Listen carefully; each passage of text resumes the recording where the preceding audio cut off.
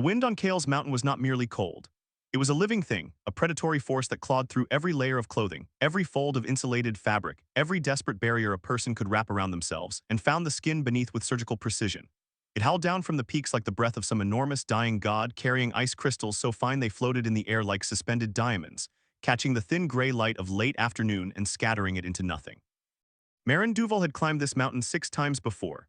Each time he told himself it would be the last.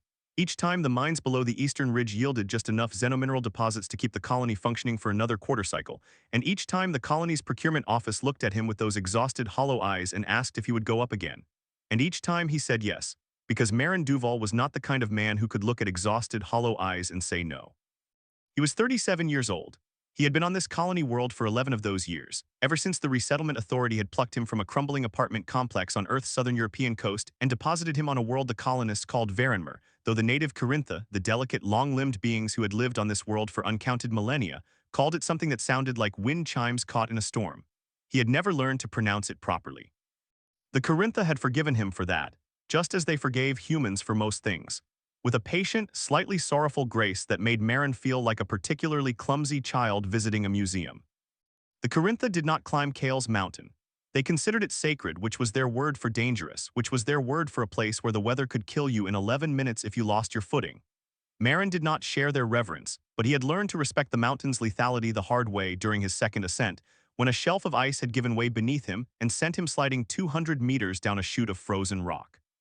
He had survived only because his emergency tether had caught on a jagged outcrop, and the bruising across his ribs had lasted for 5 weeks. Now, on his 7th climb, the weather was worse than he had ever seen it. The storm had come in early. His weather predictor, a battered handheld unit that the colony's single engineer kept alive with what Marin suspected was equal parts technical skill and genuine prayer, had given him a 4-hour window. He was 2 hours in with another 90 minutes of climbing ahead of him, and the sky above was already darkening from slate to something that looked disturbingly like the color of a bruise. The temperature had dropped 8 degrees in the last 40 minutes. The ice crystals in the air were thickening, beginning to cling to his goggles, to his mask, to the mechanical joints of his climbing harness. He should have turned back. Every survival protocol built into his training, every instinct that 11 years on a hostile colony world had beaten into his nervous system, screamed at him to turn back. The xenominerals could wait. The colony could ration for another cycle. No deposit was worth dying for on the side of a mountain that the native species wouldn't even approach. But Marin Duval had a daughter. Ilara was 9 years old, with her mother's wide brown eyes and her father's stubborn jaw, and she had developed a cough 3 weeks ago that the colony's medical bay, 1 room, 2 beds, a nurse who had been a veterinarian on Earth had been unable to fully diagnose. The nurse thought it might be a reaction to the atmospheric processors, which had been running on degraded filters for months.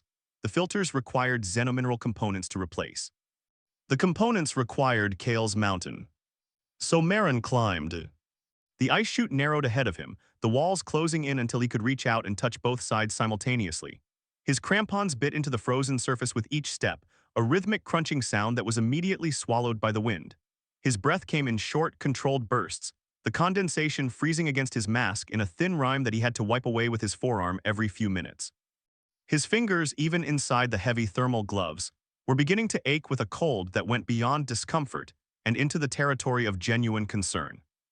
It was in that chute, at approximately 1,400 meters above the colony's elevation, that he heard the sound. It was not the wind.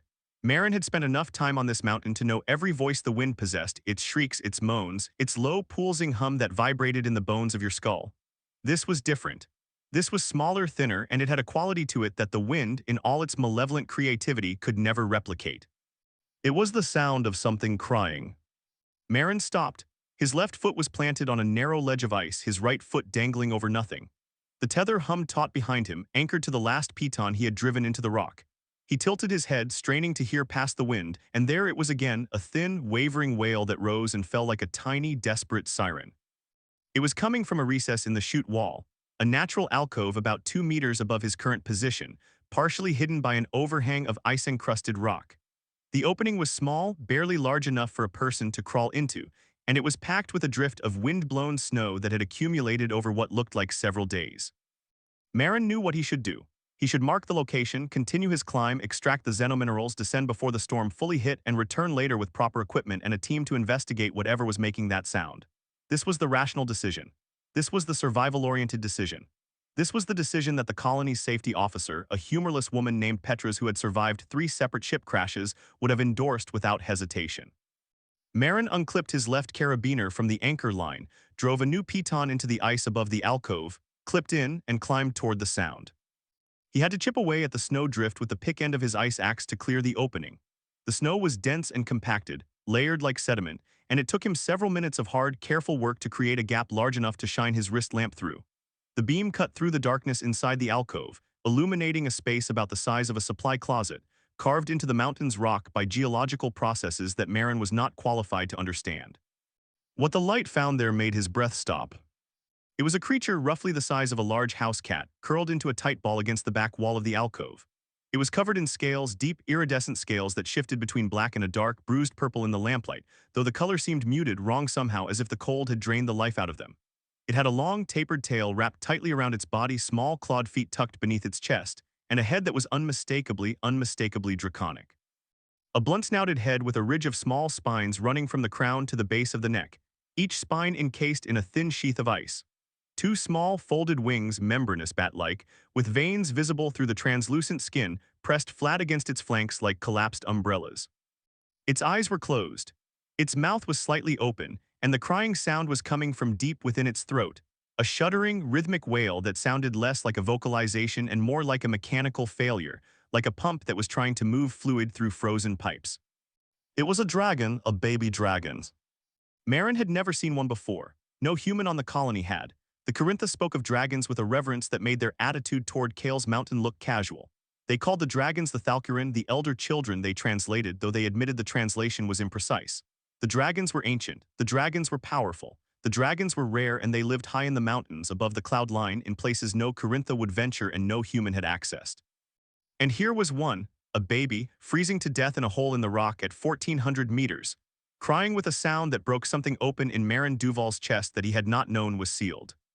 He did not think. Thinking was a luxury for people who were not looking at a dying baby. He unzipped the outer layer of his climbing jacket, pulled open the inner thermal layer, and reached into the alcove. His hands in their thin liner gloves, he had removed the heavy outer gloves to chip away the snow, met the creature's body, and the cold of it was shocking, a deep, profound cold that went through the liner gloves and into his skin like a needle. The scales should have been warm. Every piece of information the Corintha had shared about dragons emphasized that they were creatures of fire, that their internal temperature was high enough to melt metal, that their blood was said to boil.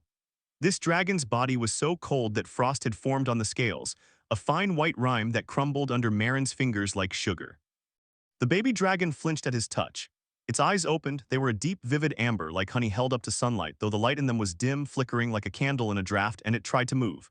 The movement was weak, barely a twitch, its limbs trembling with an effort that should have been effortless for a creature of its kind. Its mouth opened wider, and the cry changed, becoming a sharp, panicked hiss that was undercut by a sound Marin had never expected to hear from a dragon. A whimper.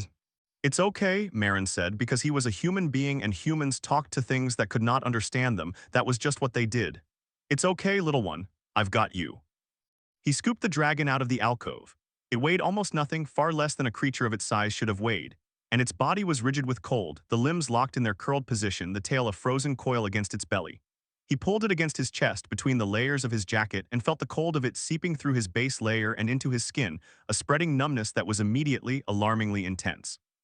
The dragon made another sound, a low, confused rumble that Marin felt more than heard, vibrating against his sternum. And then, with a fragile, trembling effort, it pressed its head against his chest and went still. Marin clipped back into his anchor line. He looked up the chute. The xenomineral deposit was 60 meters above him, through increasingly treacherous ice. The storm was closing in from the west, a wall of dark, churning cloud that was eating the sky in slow, inevitable bites. He looked down. The descent would take at least 2 hours in good conditions. In the worsening storm, it could take 3 or 4, or it could take forever if the ice gave way beneath him or the wind picked him off the mountainside like a dry leaf. He began to descend. The baby dragon pressed against his chest. He could feel its heartbeat slow, so slow, a rhythmic missing beats, and then double beating as if the tiny heart was confused about what it was supposed to be doing. The cold radiating from its body was intense, almost painful, and within 20 minutes Marin could feel his own core temperature dropping. His fingers were numb. His toes were numb. The shivering had started, deep in his abdomen, a full-body tremor that threatened to compromise his grip on the ice axe. He pulled the jacket tighter, created a smaller cavity around the dragon, tried to trap as much of his body heat as possible against those frozen scales. He pressed his chin against the top of the dragon's head, feeling the ridge of ice-encased spines against his jaw, and he thought about Alara, about the way she pressed her face into his neck when she was tired, about the specific, irreplaceable warmth of a small body trusting yours completely. "Stay with me," he said to the dragon, his voice muffled by the wind and the mask and the layers of fabric. "You stay with me, you hear? I didn't climb up here to carry you down just so you can give up halfway." The dragon's heartbeat stuttered, missed a beat. Then slowly, like a machine grinding back to life, it found a rhythm still too slow, still too weak but steadier, more determined. As if the creature had heard him and chosen, in whatever way a baby dragon could choose, to keep fighting. Marin climbed down. It took him 3 hours and 47 minutes to reach the base of the mountain. By the time his boots touched the rocky ground of the lower slope, the storm had fully engulfed Kale's peak, and the wind was strong enough that standing upright required conscious effort. He was hypothermic, he knew the signs, had been trained to recognize them and could feel them with the detached clarity of a man watching his own body fail. The shivering had stopped, which was bad. His thinking was slow, which was worse. His fingers had passed beyond numbness into a strange, painless numbness that was worst of all, because it meant his nerves had stopped reporting and his body had stopped caring. The dragon was still alive. He could feel its heartbeat against his chest, still slow but steadier than it had been at the top. And at some point during the descent, the scales beneath his chin had warmed by a single fractional degree, so little that it might have been his imagination, but Marin chose to believe it was real. He made it to the colony's perimeter fence before his legs gave out. He collapsed in the snow between the fence and the first row of habitat modules, and the last thing he remembered before the darkness took him was the feeling of small claws curling, very gently, into the fabric of his shirt. He woke in the medical bay. The nurse, a brisk, competent woman named Okonkwo, who had indeed been a veterinarian on Earth and who Marin had long suspected was better at her current job than any formally trained physician would have been, was wrapping thermal blankets around his hands and forearms, which were red and swollen and covered in blisters that she informed him, with the clinical detachment of someone describing weather, were second-degree frostbite. "You're an idiot," she said pleasantly. Marin agreed. "You climbed into a storm. You descended without extracting your target minerals. You exposed yourself to severe cold for an extended period while carrying an unshielded thermal mass against your core. You have frostbite on both hands, mild hypothermia that I have corrected, and a sprained wrist that I suspect you didn't even notice. Your daughter is in the waiting room. She's been crying for 2 hours." That got through. Marin tried to sit up, and Okonkwo pressed him back down with one hand on his shoulder, a hand that was deceptively strong for a woman half his size. "Later, first tell me about the dragon." Marin blinked. "How do you?" "It's in the next room. I don't have a protocol for treating a baby dragon, Marin. I don't have a protocol for treating any dragon." The Corintha healer came in to look at it, took one glance, went pale, which I didn't think they could do, and said something about Thalcuran warmth debt, and then started building a heat array out of every thermal unit in the colony. "We have 9 thermal units, Marin. We now have 0. If the atmospheric processors fail tonight, we're all going to freeze." "Is it alive?" Okonkwo looked at him for a long moment. Her expression shifted, not softening exactly, because Okonkwo did not do softness, but something in the region around her eyes changed in a way that Marin had learned over 11 years, meant she was experiencing an emotion she considered irrelevant to her professional duties. "It's alive," she said. "It's been asking for you." "Dragons can't talk." "It's not talking, it's doing something with its head, pointing toward this room, making a sound. The Corintha healer says it's calling." Marin did not remember standing up. He did not remember pulling the thermal blankets off his arms, did not remember walking through the door of the medical bay into the adjacent examination room, did not remember the Corintha healer, a tall, willowy being with silver-gray skin and large, luminous eyes that always looked vaguely concerned, stepping aside to let him through. He remembered the dragons. It was on a table that had been converted into a nest of sorts, layered with every blanket and thermal pad the colony could spare. 9 thermal units, the healer had said, 9 units arranged in a ring around the table, all of them set to maximum output, all of them humming with the quiet desperation of machines working far beyond their intended capacity. The room was hot, oppressively, stiflingly hot, the kind of heat that made the air shimmer and Marin's healing skin prickle with discomfort. The dragon was not curled up anymore. It was sprawled flat on its belly, its legs splayed out to the sides, its wings half spread and trembling, its mouth open in a long, continuous pant that exposed small, sharp teeth and a tongue that was a deep, surprising pink. The scales had changed color. The muted, deathly purple-black was gone, replaced by a deep, rich indigo that shimmered with oil-slick iridescence every time the dragon shifted. The spines along its head and neck had shed their ice sheaths and stood upright now, small and sharp and a lighter shade of indigo like a crest. Its eyes found Marin the moment he entered the room. The sound it made was not a cry, not a hiss, not a whimper. It was a chirp, a bright, clear, unmistakable chirp, the kind of sound a bird might make on a warm morning, cheerful and surprised and utterly without fear. The dragon pushed itself up on its front legs, its back legs still too weak to support it, and the chirp came again, louder, more insistent. And then it was dragging itself across the table toward Marin with a clumsy, desperate urgency that sent blankets sliding to the floor and thermal pads tumbling off the edge. Marin reached the table. The dragon reached his hands. It pressed its head into his palms, his blistered, bandaged, frostbitten hands, and the chirping dissolved into a low, continuous rumble that vibrated through Marin's arms and into his chest, a sound like a purr if a purr were made of warmth and relief, and something that felt impossibly like gratitude. The Corintha healer spoke from behind him, her voice carrying the wind chime quality of her species' language even when speaking standard. The Thalcurin do not forget warmth given in darkness. This one has marked you. You are its warmkin now. Warmkins, Marin repeated. The bond cannot be broken, not by time, not by distance. The Thalcurin carry their debts in the fire of their hearts. What you gave this one, it will remember as long as it lives. Marin looked down at the baby dragon, which had somehow managed to wedge its entire head between his hands and was gazing up at him with amber eyes that were no longer dim, no longer flickering, but bright and steady and full of a light that looked disturbingly like intelligence. Yeah, Marin said quietly, okay, that's fine. The dragon chirped. Alara met the dragon on the third day.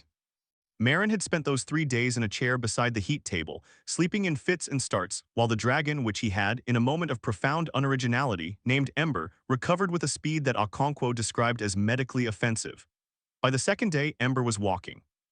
By the morning of the third day, Ember was attempting to fly, which resulted in a chaotic 12-minute period during which the small dragon launched itself from the tabletop, achieved approximately 2 seconds of uncontrolled aerial locomotion, crashed into a supply shelf, knocked over 3 containers of medical supplies, and landed in a heap on the floor looking more embarrassed than injured. It was after this incident, while Marin was on the floor trying to disentangle Ember from a length of bandage wrapping, that Alara appeared in the doorway. She was small for 9, she had always been small, a compact, wiry child who carried her father's stubbornness in every line of her body, and she was holding the stuffed animal she had slept with since she was 3, a threadbare fabric creature of indeterminate species that she called Mr. Hoots. She looked at Marin on the floor. She looked at the dragon wrapped in bandages. She looked at Marin again. Dad, she said, with the devastating composure of a child who has processed more information than any child should have to process. There's a dragon in the medical bay. Yes, Marin said. Why is there a dragon in the medical bay? I found it on the mountains. Why? It was freezing. Why was it on the mountains? Marin opened his mouth, closed it, and looked at Ember, who had freed one front leg from the bandages and was using it to bat at Mr. Hoots with evident fascination. That's a very good question. I don't have an answer. Alara walked into the room. She sat down on the floor across from Marin and the dragon. She held out Mr. Hoots, offering the stuffed animal to Ember with the grave formality of a diplomat presenting a gift to a foreign head of state. Ember looked at Mr. Hoots. Ember looked at Alara. Ember chirped. And then Ember crawled across the floor, climbed into Alara's lap, a process that involved a significant amount of clumsy scrabbling and one minor incident of claw snagging on her trousers, and curled up with its head resting on Mr. Hoots and began to purr. Alara looked at Marin. Her eyes were very wide and very brown, and they were filled with a light that Marin recognized because he had seen it in his own mirror, once, a very long time ago, before the resettlement authority and the crumbling apartment and the 11 years of survival. Dad, she whispered. Yeah, sweetheart. I think it likes me. Yeah, Marin said, and his voice was rough and his eyes were stinging, and he was absolutely not going to cry in front of his daughter and a baby dragon. Yeah, I think it does. The Corintha healer's prediction proved accurate in ways that Marin could not have anticipated. Ember grew, not quickly, dragons, the Corintha said, grew slowly, living on a timescale that made human lifespans look like mayfly existences, but steadily, with a relentless, patient certainty that Marin found oddly comforting. In the first year, Ember tripled in size, from house cat to large dog, its scales deepening from indigo to a rich, dark sapphire blue, its wingspan expanding until it could glide, not fly, not yet, but glide from the roof of the habitat module to the ground with a grace that belied the clumsy creature that had crashed into a supply shelf. In the second year, Ember's fire manifested. It happened on a cold night. They were all cold nights on Varanmer, but this one was colder than most, the atmospheric processors struggling against a drop in external temperature that had the colony huddling around every available heat source. Marin was sitting on the steps of his module, Ember curled around his shoulders like a living scarf. The dragon had taken to doing this whenever Marin was stationary for more than a few minutes, draping itself over him with a possessiveness that was both endearing and slightly suffocating, when Ember sneezed. A sneeze from a dragon was not a small thing. It was a full-body event, a convulsive shudder that rippled through Ember's frame from nose to tail, accompanied by a sharp, percussive sound like a cork popping from a bottle. And from Ember's open mouth a gout of flame erupted, not large, not sustained, just a brief startled belch of orange-gold fire that lasted perhaps 2 seconds and singed the front of Marin's jacket before Ember clamped its jaws shut with an expression of profound alarm. Ember looked at Marin, Marin looked at Ember. The front of Marin's jacket was smoldering. Ember made a sound that Marin had never heard before, a low, mournful keen, like a dog that had just realized it had done something wrong and could not undo it, and pressed its face into Marin's chest, the dragon equivalent, Marin had learned, of an apology. "It's fine," Marin said, patting the dragon's head while absently brushing at the smoldering fabric. "It's fine, Ember, I'm fine. That was kind of impressive." Ember lifted its head. Its amber eyes were bright, and in them Marin could see the question, really. "Really," Marin said. Ember's tail began to wag. Dragons, Marin had discovered, had tails that wagged, and when they did, the force generated was sufficient to knock over small furniture, which Alara found hilarious and Okonkwo found unacceptable. From that night on, Ember became the colony's most reliable heat source. The dragon could not sustain a continuous flame, not yet, not at its age, but it could produce short bursts of fire that, when directed into the colony's thermal conduit system, kept the atmospheric processors running at acceptable efficiency. The Corintha healer explained this with an expression of wonder that Marin had never seen on her typically composed face. "The Thalkirin have not shared their fire with any species in living memory," she said. "Not with us, not with the Vithrani, not with anyone. This one shares because you gave it warmth when its own fire was gone." Ember curled around the conduit access point and, puffing small, controlled flames into the intake valve, wagged its tail and chirped. In the third year, Ember flew. It happened on the anniversary of the day Marin had found it, an anniversary that Marin had not marked on any calendar, but that Ember apparently remembered with perfect clarity. Because on that morning, the dragon woke before dawn, uncurled itself from its customary position, draped across Marin and Alara's sleeping forms, and walked to the door of the module with a purposefulness that was new. Marin, roused by the absence of warmth, followed. Ember led him to the open ground beyond the colony's perimeter, the flat expanse of frozen rock and sparse blue-gray vegetation that stretched toward the foothills of Kale's mountain. The pre-dawn sky was a deep velvet black, scattered with stars that were brighter and more numerous than any stars Marin had seen on Earth, and the air was so cold that each breath emerged as a cloud of crystallized moisture that hung in the air for several seconds before dissipating. Ember stopped at the center of the open ground. It turned to face Marin, and in the starlight its scales were a deep, luminous blue that seemed to generate its own light, as if the fire inside the dragon was so strong that it bled through the scales and into the world. Its wings, now fully grown, spanning nearly 4 meters from tip to tip, were half folded at its sides, the membranes a darker blue, almost black, shot through with veins that glowed faintly orange when Ember's internal fire flared. The dragon looked at Marin, Marin looked at the dragon. Then Ember spread its wings. The sound they made, a deep, resonant thrum, like a bowstring drawn to its limit and held there, vibrating, seemed to come from everywhere at once, from the air itself, from the ground beneath Marin's boots, from the bones of his skull. The wings caught the faint pre-dawn breeze and flexed, and Ember crouched, and Marin understood with a certainty that was beyond thought that the dragon was asking permission. "Go," Marin said, and his voice cracked on the word, and he did not care. Ember launched itself upward. The downwash from its wings hit Marin like a physical force, staggering him, and he watched the dragon rise, not the clumsy, flailing ascent of a creature learning to fly, but a powerful, controlled surge that carried Ember 50 meters into the air in the space of 3 seconds. At the apex of the rise, Ember paused, hovering for a moment on wings that beat the air with deep, slow strokes that Marin could feel in his chest. And then the dragon turned, and the dawn broke over the mountains, and Ember was silhouetted against a sky that was exploding with color, gold and orange and deep, impossible red. And it was the most beautiful thing Marin Duval had ever seen in his 39 years of life. Ember flew for an hour.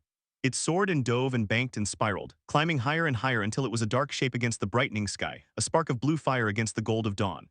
It performed maneuvers that Marin could not track with his eyes, movements so fast and precise that they seemed to violate the laws of physics. and twice it broke the sound barrier, producing a boom that echoed off the mountains and sent flocks of small, winged creatures scattering from the peaks in startled clouds. And then it descended, dropping from the sky in a controlled fall that looked, for one heart-stopping moment, like a crash, before Ember pulled up at the last possible second, leveled out, and landed in front of Marin with the delicacy of a cat stepping from a ledge. Ember stood before him, chest heaving, Amber eyes bright with an emotion that Marin could not name but that he felt, in some deep, wordless place, was joy. The dragon lowered its head and pressed its forehead against Marin's chest, gently, so gently with a control that was staggering given the power Marin had just witnessed, and rumbled. Marin put his arms around the dragon's neck, buried his face in the warm, smooth scales, and held on. Behind him, the colony had woken. He could hear voices, exclamations, the sounds of people emerging from their modules to witness what the dawn had already shown. But in that moment, there was only the dragon and the warmth of its fire, and the bond between them that the Corintha had spoken of, a bond that could not be broken by time or distance, carried in the fire of the creature's heart. In the 5th year, the Corintha came. Not the healer came regularly, checking on Ember with a reverence that bordered on worship, bringing offerings of rare minerals that Ember consumed with polite indifference. This was different. This was a delegation. 3 elder Corintha, their silver-gray skin marked with intricate patterns that denoted rank and age, accompanied by a retinue of younger Corintha who carried objects wrapped in cloth that seemed to shimmer with their own light. They came to the colony on foot, which the Corintha never did. They traveled in their skimmers, hovering vehicles that moved silently above the ground, and they walked in single file slowly with the measured pace of a procession. The colony's residents watched from their doorways, uncertain, uneasy. The Corintha had always been kind, but they had also always been distant, and there was something about the way these elders moved, something about the gravity in their large, luminous eyes that made the air feel heavy with significance. They stopped in front of Marin's module. The central elder, the tallest, the most elaborately patterned, with eyes that were a pale, almost colorless blue, inclined its head toward Marin and spoke in the wind chime language. The healer, who had accompanied the delegation, translated.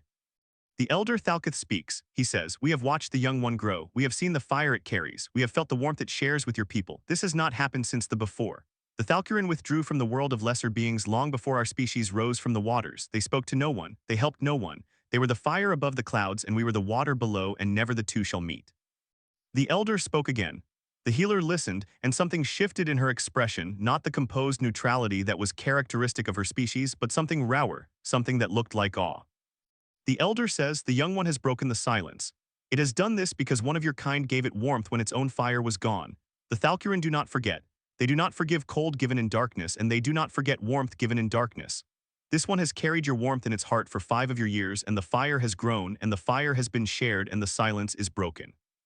The elder extended one long, delicate hand toward Marin. In it was a small object unwrapped from its shimmering cloth, a crystal no larger than Marin's thumb that burned with an inner light the color of Ember's scales. "A gift," the healer translated. "A Thalkirin heart crystal. The elder says it is given to you in recognition of the bond." He says. The healer paused. Her voice, when it resumed, was barely above a whisper. He says, "The Thalkirin will remember what you did, not just this one, all of them. The memory passes through the fire from heart to heart, dragon to dragon. For as long as there are Thalkirin, they will know that a human gave warmth to one of their young in the dark and the cold. And they will know that humans are warmkins." Marin took the crystal. It was warm in his hand, not hot, not burning, but warm, with a deep, steady warmth that felt like a heartbeat, like a promise, like the memory of a freezing baby dragon pressed against his chest on a mountain in a storm. "Tell them thank you," Marin said, and his voice was rough, and his eyes were stinging, and he was crying, and he did not care, because there were moments in a man's life when dignity was less important than truth. And the truth was that Marin Duval, a displaced, ordinary, unremarkable man from a crumbling apartment on a dying world, had done one thing that mattered, and the memory of it would live in the fire of dragons for as long as fire existed. The elder bowed, a deep, formal bow that the Corintha reserved for the most sacred occasions. And when he rose, his pale blue eyes were bright with something that Marin, with a shock of recognition, realized was tears. The Corintha could cry, he had not known that. Behind him, Ember emerged from the module. The dragon was fully grown now, enormous actually, nearly 6 meters from nose to tail, with a wingspan that could blot out the sun when fully extended, scales the color of deep ocean water, spines along its crest that glowed faintly orange with internal fire. It moved past Marin with a grace that was almost frightening in a creature of its size, and approached the elder Corintha, and lowered its massive head until it was level with the elder's face. The elder reached out and placed his hand on Ember's snout. Ember closed its eyes. A low, resonant hum filled the air, not a purr, not a rumble, but something deeper, something that seemed to come from the ground itself, from the bones of the planet, from the core of the world where the fire lived. The elder smiled. It was a human word for what his face did, but it was the only word that fit. The young one remembers, the healer said softly. It has always remembered. In the 10th year, Marin was 47 years old. His hair was more gray than brown. His hands, which had never fully recovered from the frostbite, ached in cold weather, which was all weather on Varanmer, and his knees had begun to protest the daily demands of a life lived on a hostile colony world. Alara was 19, a young woman with her father's stubborn jaw and a sharp mind that had earned her a position as the colony's lead atmospheric engineer, a role that involved maintaining the processors that kept every colonist alive, and that she performed with a competence that made Marin swell with pride every time he thought about it. Ember came and went. The dragon spent more time in the mountains now, soaring above the cloud line with others of its kind, other dragons that had appeared gradually over the years, drawn by some signal that Marin could not perceive but that the Corintha said was the memory of warmth, passed through the fire, calling the Thalkiran back to the world below the clouds. There were 7 of them now, and their fire kept the colony warm in ways that the atmospheric processors, even with fresh xenomineral filters, could never have matched. But Ember always came back. It came back every evening, landing in the open ground beyond the perimeter with a ground-shaking thump that the colonists had long since stopped flinching at, and it would walk to Marin's module and lower its head and knock on the door with the careful precision of a creature that had learned, through long practice, exactly how much force was required to announce its presence without destroying the door entirely. And Marin would open the door and Ember would press its forehead against his chest, gently, always so gently, and rumble, and the warmth would spread through him, and he would remember a frozen alcove on a mountain and a baby dragon that was dying and the sound it made when it realized that someone had come. It was on an evening in the 10th year, with the colony's lights glowing warmly against the dark of the Varanmer night and the stars scattered across the sky like frozen fire, that Marin sat on his doorstep with Ember curled around him. The dragon could no longer drape itself over his shoulders. It was far too large for that, but it could curl its body around him in a protective circle, tucking its tail in and folding its wings to create a sheltered space that was always impossibly warm. And thought about the Corintha healer's words from all those years ago. The Thalkiran do not forget warmth given in darkness. He had not done it for gratitude. He had not done it for recognition or for gifts or for the colony's benefit or for any reason that could be articulated in words. He had done it because there was a baby crying in the cold and he was there, and that was all the reason there needed to be. Ember shifted, and the rumbling changed pitch, becoming softer, more rhythmic, almost like a lullaby. Marin leaned back against the dragon's scales, warm, so warm, warm enough to banish even the eternal cold of Varanmer, and closed his eyes. Inside the dragon's chest, the fire burned. It had been built layer by layer from a single moment of warmth given in the dark. It had grown from a flicker to a flame to a blaze, from a blaze to a conflagration that had broken a silence older than civilization and forged a bond between species that had never before touched. And the fire remembered. It would always remember. In the warmth of the dragon's embrace on a cold world at the edge of known space, a human man who had once climbed a mountain because his daughter had a cough rested against the scales of a creature that should have been a legend, and was instead his family, and the night wrapped around them both. And the fire between them burned on, steady and bright and eternal, a warmth that no darkness could ever extinguish. Ember's tail tightened around him, just slightly, the way a hand might hold something precious, and the dragon rumbled one last time, a single deep, resonant note that Marin felt in his bones, in his blood, in the chambers of his heart. And in that sound he heard with perfect clarity the thing that the dragon had been saying to him, in the only language it had, every single day for 10 years. Thank you, thank you, thank you. Marin smiled and slept and was warm.